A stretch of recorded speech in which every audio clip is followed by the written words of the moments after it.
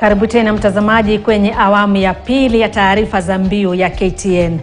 Zaidi ya wafanyikazi 40,000 wa mashamba ya majani chai wamepoteza ajira katika kaunti za Kericho na Bomet katika muda wa miaka 5 tangu kuanza kutumika kwa mashine za kuchuma majani chai. Hatua hiyo imeathiri uchumi wa kaunti ya Kericho, huku wafanyabiashara wengi wakilazimika kufunga biashara zao. Wiki iliyopita kundi moja la vijana lilivamia kiwanda kimoja cha majani chai katika kaunti ya Kericho na kuteketeza mashine 10 ambazo zilikuwa zimenunuliwa ili kuchuma majani chai kwenye shamba la Chebewon. We continue to say it was an unfortunate incident in Kericho, but it also brings us to life and to realize that we've been burying our heads in the sand for a very long time. Before mechanization happened in Kericho, both Unilever, which is now Ekatera, and James Finlay used to employ close to 50,000 workers. These people were feeding in turn their homes and their families, and they were purchasing and buying from Kericho town. When you look at it now, Kericho town is almost a coast town because we don't have people now who are having the purchasing power, because the workers in the tea estate were actually the one purchasing from the town. And once they were sacked, the town went to zero.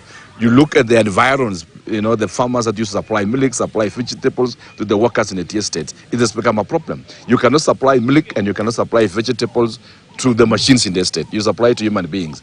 The process of mechanizations is that the political and the local leadership were not involved. And that is why, much as we condemn the event, we still insist as the governor of Kericho that the multinationals must accept that in as much as they are making a business decision, there is also a political and a social and economic decision to be looked at it in terms of the cost benefit to the hosting community. And so we're having discussions with them. In the next coming few days, I'll be forming a task force after this retreat in Mombasa to be able to bring them on board and see how much we can work out on scaling down on mechanization, and also give an opportunity for the locals to also work in the tea estate. Bado tukisalia kwenye taarifa inayoangazia masuala ya wafanyikazi, polisi katika eneo la Mumias mapema hii leo wamewatawanya waliokuwa wafanyikazi wakale wa kiwanda cha sukari cha kusaga sukari cha Mumias waliokuwa wakikutana kujadili mustakabali wao. Kulingana na wafanyikazi hao, walistahili kuwekwa kwenye orodha ya wafanyikazi wa sasa chini ya mrasimu wa anayekifufua kiwanda hicho, lakini hilo halijafanyika na kuwa badala yake raia wa taifa jirani la Uganda kupewa nafasi hizo. Kundi hilo aidha linadai shamba la miwa la kiwanda hicho lenye ukubwa wa ekari 8,000 huenda lilipeanwa kwa mrasimu wa thamani ya kiwango cha chini. Wito wao aidha ni kwa serikali kuu kuingilia kati na kunyorosha mambo. Tunashangaa sana huyu mwinda amekuja hapa, hata watu ya kusifagia analeta kutoka Uganda. Watu ya kufanya kazi yote. Na sisi hapa tulikuwa tunasaidia, tunaandika hata wamama wale wamekufiwa, wale vijana ambao hawana kazi, tunaandika hawa kama local contractors. Tukifanya kazi hapa, tumerenda service hapa karibu over 20 years. Hata wengine tunadai hapa pesa. Hata hii boiler inafanya kazi, mimi ndio nilifanya repair. Paka sasa inadai 385,000 kwa hii boiler ambayo muinda natumia saa hizi. Sasa sisi nataka local contractors tuwe considered na tupewe kazi, kuandika wamama. Kuna mama vijana ambao mabwana zao walikuwa wanafanya hapa walikufa. Sasa sisi ndio tulikuwa nasaidia wamama na vijana wote hapa area yetu ya Mumias. Yeye ndiye alichukua kampuni na kampuni iko na pesa zetu hapo. Kitu ya pili anatakana ajira watu kazi. Na hiyo mkataba iko tuliandika na tukasign na receiver manager ya kwamba wafanyikazi watapewa priority wakati wa hiring. Haja haya wafanyikazi. So sisi tunauliza, kitu ya kwanza apatie wafanyikazi kazi vile aliahidi. Kitu ya pili alipe pesa zetu, malimbukizi ya pesa zetu. Na asipotaka kuajiri wala hataki kuajiri waambie wafanye nini? Waende nyumbani. Kitu ya tatu, these are farmers. Ni wafanyikazi na ni wakulima. Support yetu ataipata tu only when he complies. Na kama yeye sio criminal, hatujui ni nini anaficha. Because if you are not a thief, you cannot hide from the police. Kuna areas zingine Kenya hapa watu wakipata tu shida inakimbiliwa zaidi. Aswa kama watu wa majani, watu wa miraa, watu wa kahawa. Wakipiga tu nduru kidogo, serikali tayari ametuma huko usaidizi. Lakini sisi hapa Westerns, sisi tunadepend kwa miwa, pamba, lakini mimi naona kama serikali ametusahau. Sijui president wetu wa Kenya mwenye tulichagua juzi Sijui kwa nini wewe unanyamaza na sisi tunaumia kwa upande ya agriculture yenyewe unasema utazingatia agriculture.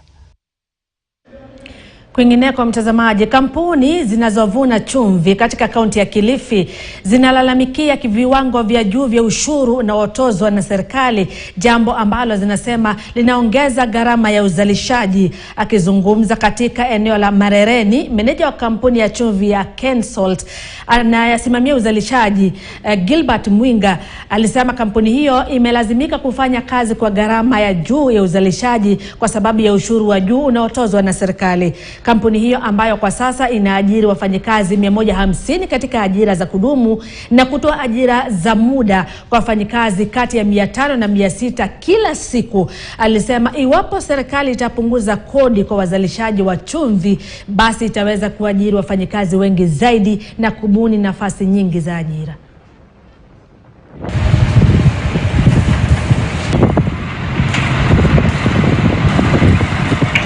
We are also boggled in some situations where some other government departments are demanding so much taxes, like water resource management or these people. They're demanding so much taxes that if you put it into our cost of production, it will make this salt more expensive. It will mean it will be more. It will not be able to meet the common man's are able to buy it. So some of the other people, they don't understand the problems that we're facing. And you see, salt production depends on weather. Weather, we normally have weather that is almost going to favor us, like droughts. But normally when we have rain season, we find it very difficult to meet the demand. Gavana wa kaunti ya Kitui Julius Malombe amemsuta aliyekuwa gavana wa kaunti hiyo Charity Ngilu kwa kile anachokitaja kama kuendesha kaunti hiyo kwa nia isiyostahili katika muda wa miaka 5 iliyopita. Akihutubia bunge la kaunti hiyo, Malombe alisisitiza kwamba Ngilu aliacha kaunti hiyo ikiwa katika hali mbaya. Producers etc. will marginalize communities. Pending court cases, maladministration will subject the largest parcel of this total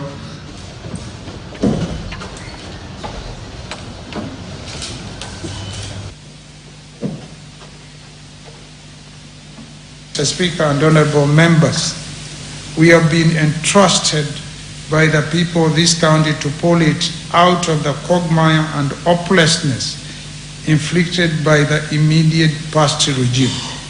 Hence, we must unite and we must work diligently to meet our people's developmental needs and hopes and aspirations.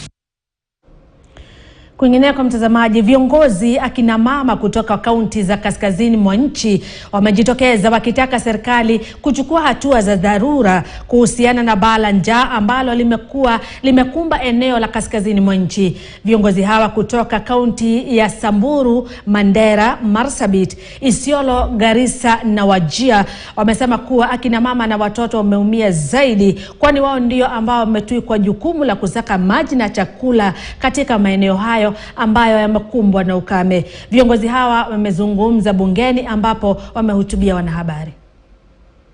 We are all aware that the rains have failed the last 4 consecutive seasons. The prediction is that next season is not promising too. What does this mean when nothing is done and yet we are approaching disaster of drought emergencies? It has now reached the tipping point. In fact, 1 person died yesterday.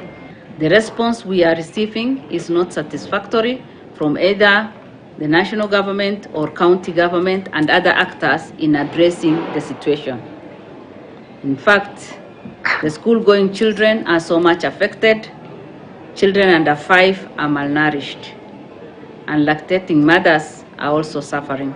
Drought happens, the families move as well with their kids, so less population will now force the teachers to also be withdrawn, and we are not ready for such because we have already seen what has happened, and these are children who are expected to also compete in the national exams alongside children in urban setups who have access to both food We already know school meals are also a challenge as we speak, because nomadic schools are almost 31 if we include the pockets of poverty counties. Inaumiza sana roho kuona watu wanakufa Samburu, ilhali wiki mbili iliyopita serikali ilisha distribute chakula. So sisi tunauliza hii chakula imeenda wapi? Kwa sababu tumejua kwa regime zingine hii chakula ilikuwa inafichwa, inakuja baadaye kutumika kama tool ya campaign. Viongozi kaunti ya Laikipia wameweka wazi kwamba kuna haja ya kuwepo na ushirikiano kati ya serikali ya kaunti na serikali ya kitaifa, hasa kuhusu masuala yanayohusu usalama kwenye mpaka wake na kaunti jirani, ukame pamoja na miundo msingi. Gavana wa kaunti hiyo Joshua Irungu pamoja na kamishna wa kaunti hiyo Joseph Kanyiri wamesisitiza kuhusu ushirikiano wao katika kutafuta suluhu la changamoto zinazokumba wananchi katika kaunti hiyo. Tunakuja tulifikisha pale the county commissioner and the DCCs when we had a meeting yesterday that we are going, before we start releasing, there's a few things that Mashine watachukua data ya Laikipia North. Wakaaji wa Laikipia, wakulima, wachungaji, wanafunzi, wamama wajawazito, watoto wale wa umri wa chini wa miaka 5. Na haya ni mambo tumezungumzia, tukaweka mikakati ambapo kila msaada ambao tutaupata na kusambaza kupitia kamati za chakula. Kwa county kuna kile kiwango daraja inaitwa county steering group, sub county kuna kamati hiyo. Na zaidi na haya mambo ya drought interventions, tumeweza kuzungumzia jinsi chiefs wetu na ward admin na wale ofisa tawara wa county government watafanya kazi pamoja pale mashinani ili mwananchi akapata huduma bora. Ni mwanzo mzuri kwa sababu tumeanza kushikana pamoja the whole administration ya county government, tukianzia kutoka kwa ward administrator and sub county administrators wote, na tena kutoka kwa national government all the way from sub chief to the county commissioner, hiyo timu yote. Na tumeamua tukue na huu mkutano wa kwanza kujadiliana mambo kadhaa. Na ya kwanza ni yale mambo tumekubaliana ya kwamba tushikane pamoja kwa sababu and we remain focused kwa sababu wajiko ni mmoja, yule tunadumbukia ni mtu mmoja. Kwa hiyo tukakubaliana kitu ya kwanza ya kwamba tutafanya kazi pamoja bila kuangalia ni watu wa national government au ni county government. Wajuzi na wataalamu wanamshauri Rais William Ruto kuweka mikakati ya haraka ya kupunguza gharama ya maisha namna alivyoahidi kwenye manifesto yake. Kulingana na Evans Kakai ambaye ni mhasibu na mkaguzi mwenye tajriba, anasema Wakenya wengi wanakabiliwa na hali ngumu ya uchumi, akimtaka Rais Ruto kulipa kipaumbele swala la kufufua uchumi wa taifa uliodorora. Of how the economy is going to be addressed, I'm very confident. The president is very clear with what he wants. The president has all the information. What is required, I think, is just some capital, some funds. If we will have enough or sufficient collection in this country, I think he's very clear. I'm very confident looking at what was discussed, impact regionally, because as you saw, he was going around to the entire country, holding those economic forums that deliberated on so many things touching on the economy. The president should try to remove politics from work, because what happened is that after the handshake, everything was more or less politicized. The focus was actually not in terms of development. Nothing else was being addressed apart from politics. So we had politics for the whole session. The whole session of 2018 to 2022 that distracted most of the programs. Like the Big Four agenda. Big Four agenda was actually aligned to the Vision 2030. But the way it was handled, probably we brought on board people who didn't subscribe to Vision 2030 and also didn't believe in Big Four. Wakazi wa eneo la Kasteni, wadi ya Nguni Mwingi ya Kati, wanaitaka serikali ya kaunti ya Kitui kuwasaidia kupata maji baada ya bwawa la kipekee walilolitegemea kukauka. Wakazi hawa wanalazimika kutembea mwendo mrefu wa hata zaidi ya kilomita 10 kufikia chanzo cha karibu cha maji. Maeneo mengi ya kaunti ya Kitui yanakabiliwa na kiangazi kikali ambacho kimeacha vyanzo vingi vya maji vikiwa vimekauka na mamia ya wakazi wakikabiliwa na balaa la njaa.